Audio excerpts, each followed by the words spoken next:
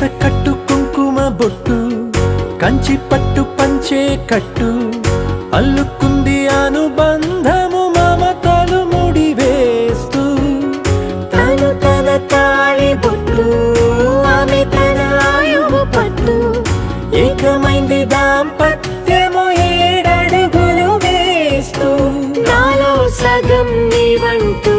నీలో సగం నేనంటూ